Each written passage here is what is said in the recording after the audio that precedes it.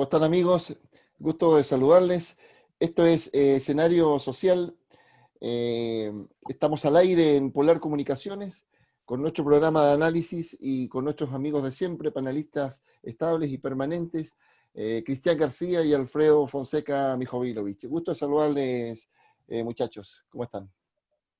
Hola, gusto de saludarlos igualmente a ti, Manuel, a Alfredo, también a Cristóbal ahí que nos acompaña y nos ayuda con los controles para que podamos salir al aire, y por supuesto a nuestra querida audiencia que nos soporta, ¿cierto? Que nos sigue, ¿cierto? Que se instruye, que se interesa por estos temas de análisis que nosotros tratamos, que esto no es un programa de debate, es un análisis, es más bien de un análisis un poco más académico quizás. Alfredo. Hola, Manuel, Cristian, Cristóbal, que siempre nos acompaña, todo el personal de Radio Polar, su director, y a toda nuestra audiencia. Y en particular quiero saludar a un vecino del sector del barrio Pueblos Originarios, que el otro día me conversó en la calle y me dijo que escuchaba en forma periódica nuestro programa. Y nos dijo, por favor, don Alfredo, diga que estamos en una situación desesperada. La verdad que me contó, digamos, todos los dilemas, todas las puertas que ha tocado, y hay gente que está pasando momentos muy difíciles. Todas esas personas que nos escuchan, un gran saludo fraterno para ellos, y como dijo Cristian, este es un programa de análisis en que ayudamos un poco a entender y a pensar desde nuestra perspectiva, que las personas podrán estar en acuerdo o en desacuerdo, lo que experimenta nuestra sociedad magallánica, nacional y también en el ámbito internacional cuando nos metemos en ello. Y de verdad que hacemos un esfuerzo. Este programa nace desde lo académico, ¿cierto?, para tratar de analizar e interpretar lo que ocurría con el fenómeno de la Constitución. Y hacemos un esfuerzo por hacernos entender, ¿cierto?, para que la ciudadanía nuestra, ¿cierto?, haga también la bajada de los problemas que están ocurriendo a nivel nacional y a nivel regional. Un saludo a la comunidad que permanentemente nos escucha, ¿cierto? Y como siempre, amigos, haciendo un poco, contextualizando lo que está ocurriendo, hay dos grandes noticias desde el punto de vista de lo que está ocurriendo a nivel nacional, ¿cierto?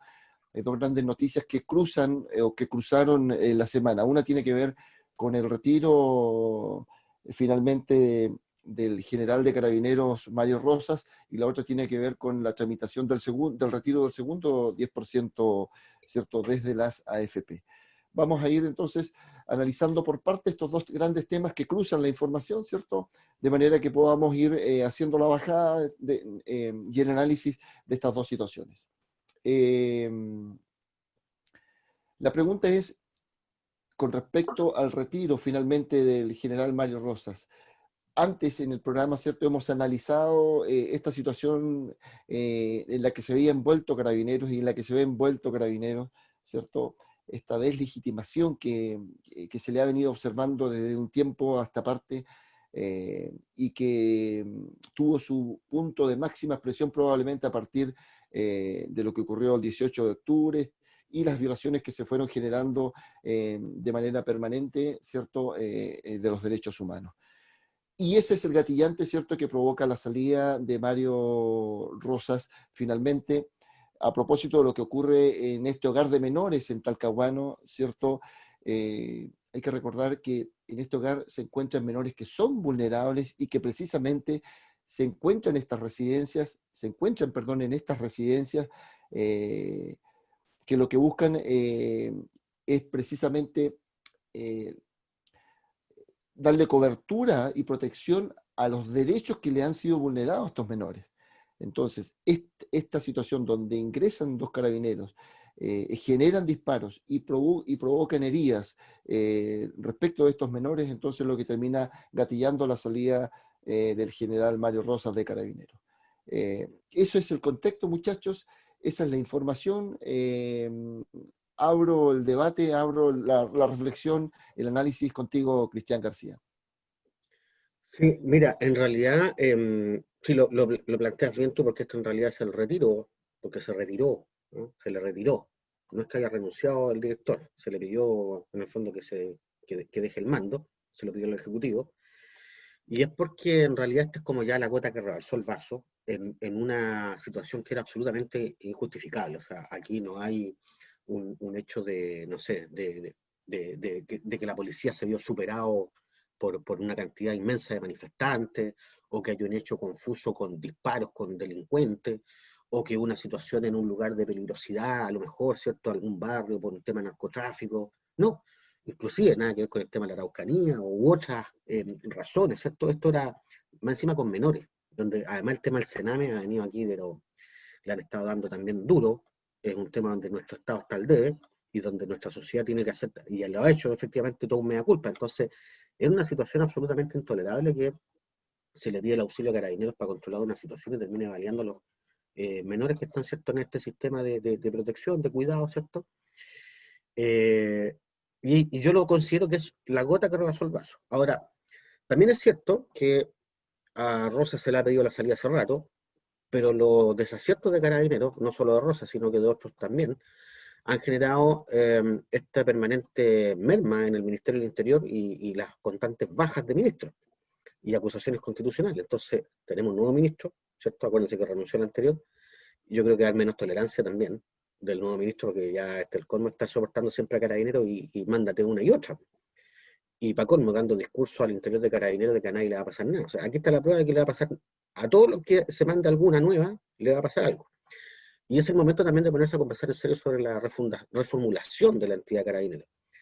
Esta reforma que hay que hacer al cuerpo policial, ¿cierto? Porque claro, aumentó exponencialmente la cantidad de funcionarios porque la sociedad también va aumentando, ¿cierto? Y porque también las demandas del día a día lo van requiriendo.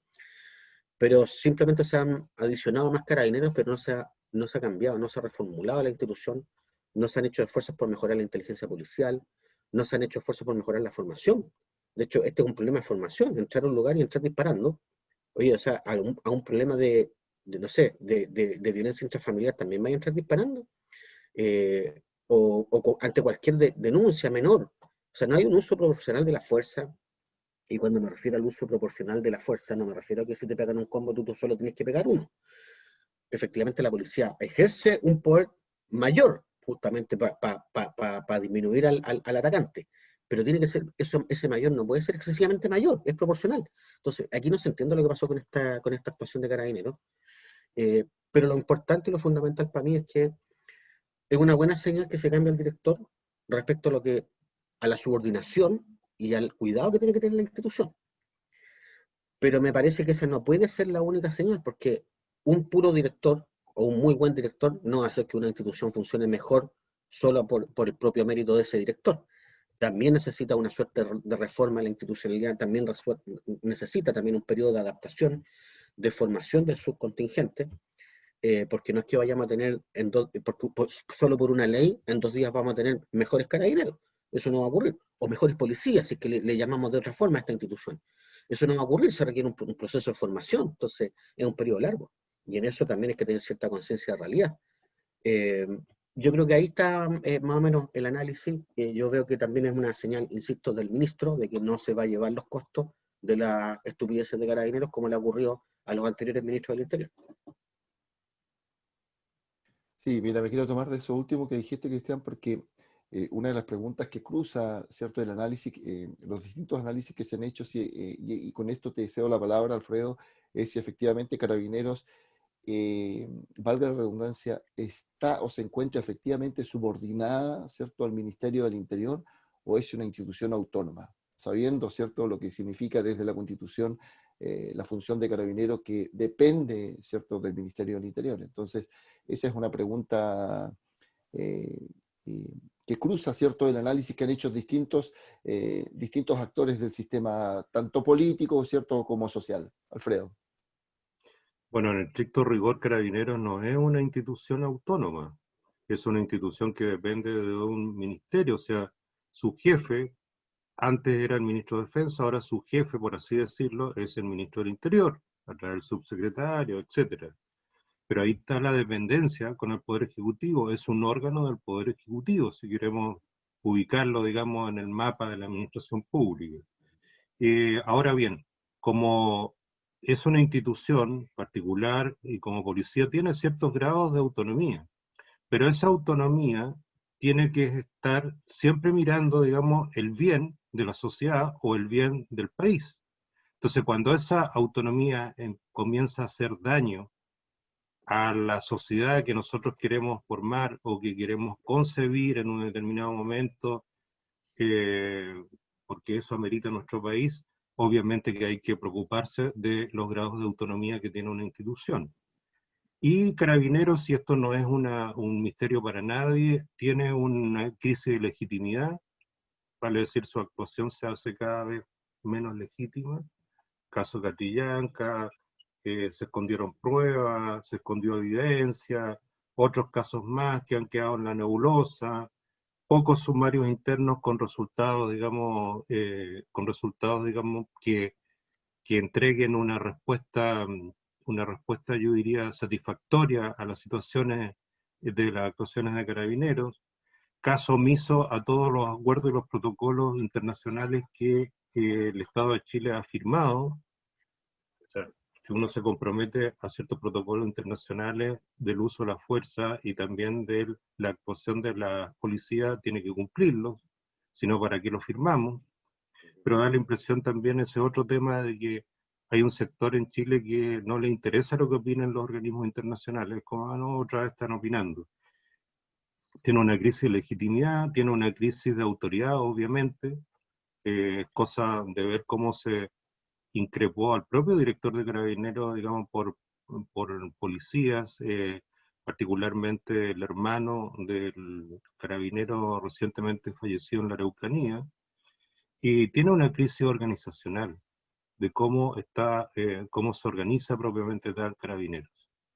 No nos olvidemos también que hay una crisis también de recursos, no que falten recursos, siempre va a faltar obviamente, sino que de cómo están repartidos internamente.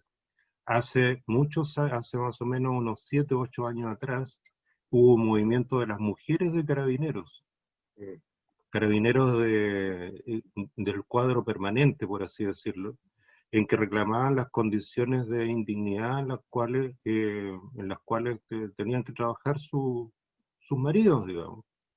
Temas que tienen que ver con la temática, valga la redundancia, de género, que no está tan internalizada, casos que han golpeado a la sociedad, como la carabinera que fue asesinada, casos que rayan, o sea, que tienen que ver con casos incluso de acoso laboral y acoso sexual. Entonces hay un cúmulo de situaciones que van dando indicios ciertos de que hay una crisis profunda en Carabineros, y que habrá que, si el país así lo estima conveniente, que habrá que reformular la organización, reorganizarla, quizás, no sé, algunos hablan incluso pensar en una nueva organización, no estoy tan seguro de ello, pero eh, habrá que hacerla también con los miembros de Carabineros, no en contra de ellos, digamos, si queremos construir una nueva policía.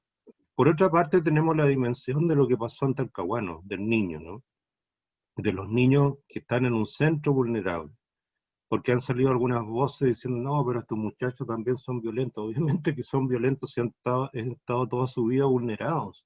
Y ahí tenemos otro silencio, y eso no es culpa de Carabineros, eso es culpa del Estado, de Chile, en general, digamos, porque ya hay un informe de la jueza Geldres, de hace varios años atrás, que incluso estuvo cuestionado un ministro de la Corte Suprema, el señor Carreño, por no haberlo dado a conocer, en que se hablaba de la vulnerabilidad de estos niños y cómo funcionaban los centros del Sename y las falencias que tenían, y no se hizo nada. Todavía seguimos hablando si vamos a diferenciar entre un Sename que se dedique a la protección de los niños y un Sename que se dedique a los jóvenes infractores.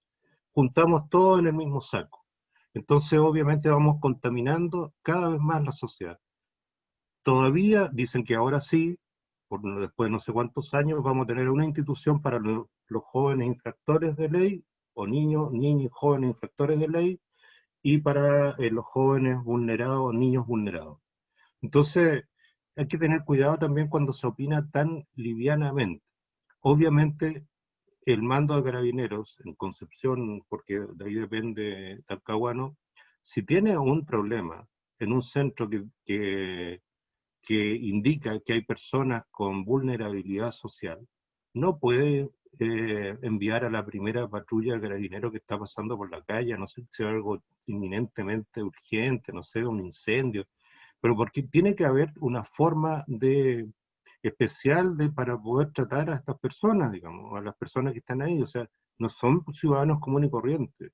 Entonces yo creo que aquí este tema tiene muchas aristas. Y para terminar, yo creo que en una sociedad moderna, democrática, el señor Rosas, el general Rosas, hoy día señor Rosas, no habría durado ni 2 meses en el cargo. Porque yo me imagino si esto sucede en España, o sucede en Bélgica, en Francia, o no sé, o en Holanda, en Dinamarca, la verdad que no habría durado ni 2 meses. Y los desafíos son muchísimos. Yo no sé si se van a poder superar en un corto tiempo. Sí, interesante este último punto, Alfredo, fíjate, porque para terminar el análisis de lo que dice relación con esta situación por la que atraviesa Carabineros, eh, y la duración, ¿cierto?, que han tenido los generales directores. Bruno Villalobos, fíjate, se fue a propósito del caso Huracán. Hermes Soto se fue a propósito del caso Catrillanca. ¿Te fijas? Bueno, y ahora Mario Rosas es llamado a retiro, fundamentalmente por lo que decíamos al principio de este programa, por los distintos hechos que redundan en violaciones a los derechos humanos, ¿cierto? Y que hacían insostenible que se mantuviera al mando de una institución que ya desde los audios que se filtran, en función de lo que ocurrió en el puente Pionono, ¿se acuerdan cuando este joven fue, bueno, que es un hecho que está en una investigación que está en curso también, que fue aparentemente empujado, ¿cierto?, por carabineros, o por un carabinero desde el puente hacia el lecho del río?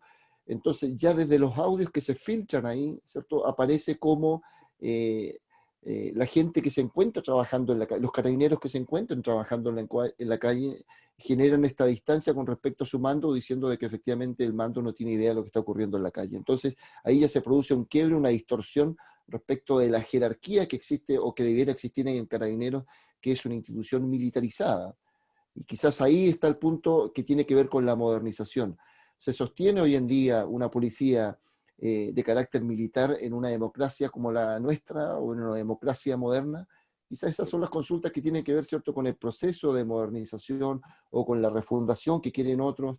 A mí me parece que efectivamente hay que trabajar en un proceso de modernización que involucre a los carabineros, que genere un control civil y que genere también participación eficaz y eficiente desde la ciudadanía, desde el control civil, ¿cierto? Tienen que existir cambios en los protocolos y evidentemente tiene que modificarse el proceso de formación.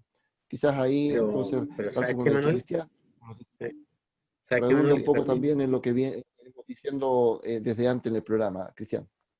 Sí, perdón, no, es que para redundar en Cristian, ese mismo punto, lo que pasa es que la formación, y la formación de la que se habla, debe estar en manos de expertos y no en manos de ex generales o gente que pasó a retiro y que esto se hace para pagarle una mejor remuneración, además de la pensión que ya también se le paga. Entonces, el problema es que los formadores de carabineros es gente que no tiene la formación para formar y está traspasando su experiencia desformada y lo que está haciendo entonces es desformar carabineros, no formarlos. Eso es lo que ha venido ocurriendo. Entonces, cuando hablamos de temas de formación, no se trata de pasar 40, 50 cursos al año donde se van a explicar solamente imbecilidades. Porque recordemos que los funcionarios carabineros, cuando partió el estallido social, consideraban que era normal desnudar a los detenidos. ¿Cómo va a ser normal desnudar a los detenidos? Pero ellos lo consideran que era normal, que era parte de los protocolos. Los carabineros no entendían cuáles eran los protocolos. Los carabineros salieron a leccionar a los manifestantes y no entienden lo que es la protesta. Entonces, hoy día, y la actitud que tuvieron estos carabineros de entrar baleando, claro, es porque lo mismo que decían Alfredo, no tienen la formación. Entonces, si el desformado va a formar a las futuras generaciones, va a seguir desformando la institución. Esto tiene que ser cortado de raíz y no puede ser que ex directores o ex carabineros sigan trabajando en la misma institución, ganando pensión y ganando sueldo. Porque esto no es para mejorar la remuneración del ex funcionario. Esta cuestión es para mejorar la institución de verdad. bueno, el proceso, claro, el proceso cuando yo partí, cuando partimos el programa, muchachos, y hablando de si existía o no autonomía de Carabineros, respecto al control que debiera existir cierto jerárquico con relación a la dependencia del Ministerio del Interior, tiene que ver precisamente con eso. Porque en el proceso de formación efectivamente se va acumulando conocimiento que tiene que ver con esto de ir recontratando a oficiales en situación de retiro, ¿cierto? Que vuelven con sus prácticas antiguas. Entonces esto se transforma en un círculo vicioso, los carabineros no avanzan en lo que significa una formación moderna de lo que significa hoy en día la actividad policial, ¿ya? Sí, estoy totalmente de acuerdo contigo, Cristian, en ese punto, fíjate. Bien, vamos muchachos, ¿qué les parece al otro tema? Antes que se nos termine el primer bloque, que tiene que ver con con el retiro del segundo 10%. El gobierno, fíjate, a propósito de este proyecto nuevamente del retiro del segundo 10% desde las administradoras de fondos de pensiones, proyecto patrocinado por Pamela Giles, por la diputada. Entonces, el gobierno sale en paralelo con un proyecto urgente, ¿cierto? Que tiene una serie de letras chicas, tiene muchas letras chicas, entonces, para un poco contrarrestar, ¿cierto?, el proyecto que planteó la diputada Giles y que tiene que ver con este segundo retiro. Hay que recordar siempre las necesidades en las que se encuentra la gente a propósito de la pandemia y esto que señalaba Alfredo respecto de este vecino magallánico que le planteaba que por favor, a propósito de este espacio que tenemos público, ¿cierto?, diéramos a conocer las necesidades reales por las que está pasando nuestra gente. Cristian. Sí, mira, igual que el primer proyecto del retiro del 10%, no era un buen proyecto, pero entre nada, y eso, es mejor eso. Hoy lo mismo, no tenemos otra ayuda, pero entre nada y esto, bueno, mejor esto. Ahora el problema que se suscita, que no siendo una buena medida, parece que es la única medida que hay. Y el problema es que también el Parlamento, esta es la forma que ha encontrado de ejercer un parlamentarismo de facto para forzar al Ejecutivo a entregar buenas medidas, porque el Ejecutivo no ha entregado, aparte del bono que se dio por una sola vez para la clase media, no han habido más bonos.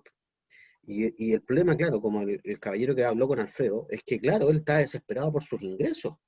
Y no hay otra cosa más que echarle mano al seguro de cesantía, no hay otra cosa más que echarle mano al endeudamiento, no hay otra cosa más que echarle mano al ahorro, y no hay otra cosa más que echarle mano al ahorro a la AFP, porque el gobierno no ha entregado otras alternativas, porque el Estado no se ha endeudado para entregar nuevas herramientas, nuevos subsidios, pensando que esta cuestión va a ser transitoria y que la economía en algún rato se va a recuperar. Entonces, claro, esta es una pésima medida. A nadie le gusta la AFP, entonces por eso todo el mundo la aplaude. Pero resulta que esta no es la solución que debiésemos estar buscando. Ahora, ante nada, bueno, esta es la solución que está quedando. Alfredo, fíjate que el proyecto original respecto al proyecto que plantea el gobierno tiene bastantes diferencias.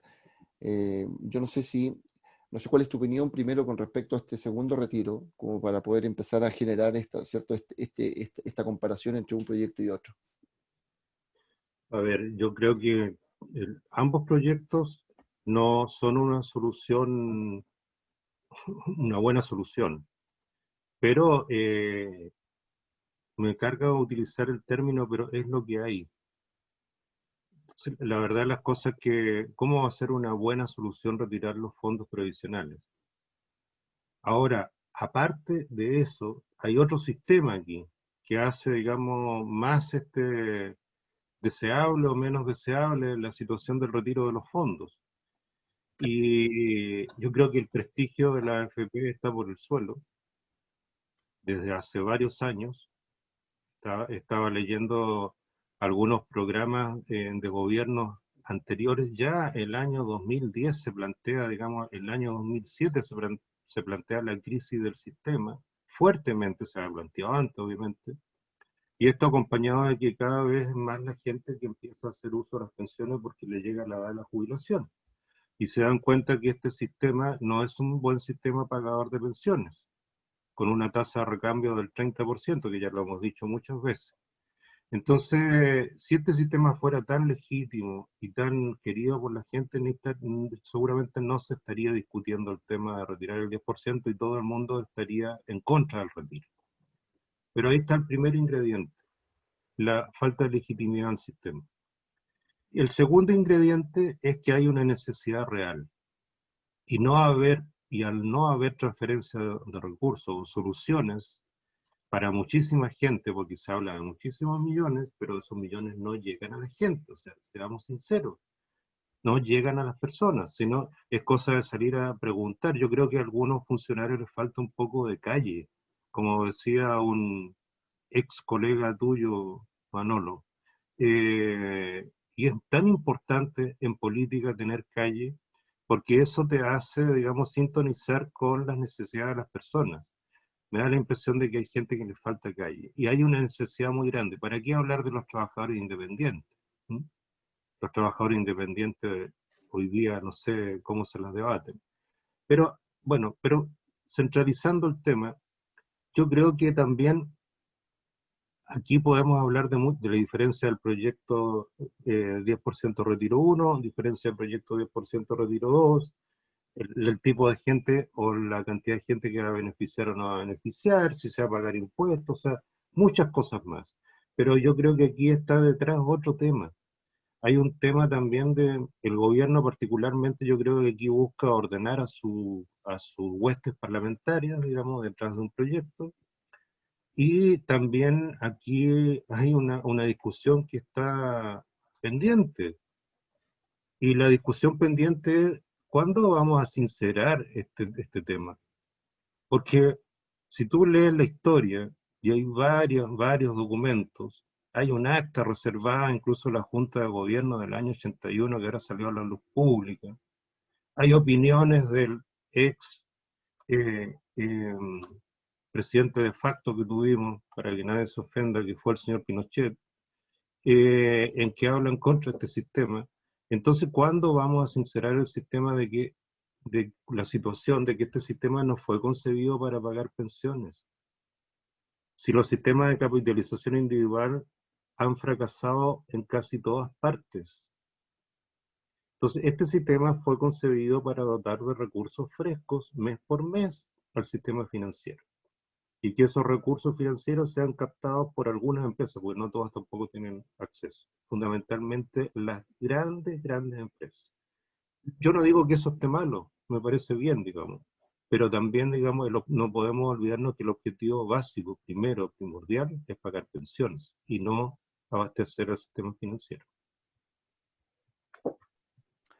Mira, claro, podemos conversar largo y respecto a este tema. Fíjate, ya se nos fue el tiempo el primer bloque, muchachos, solamente señalar que independientemente del proyecto que se apruebe, si se aprueba el primer proyecto que viene de la Cámara de Diputados, ¿cierto? Entonces el gobierno ya anunció de que existe la intención, por lo menos, de recurrir al Tribunal Constitucional. Entonces, hay que tener cuidado y analizar bien lo que va a suceder, ¿cierto?, con la tramitación de uno u otro proyecto en el Parlamento.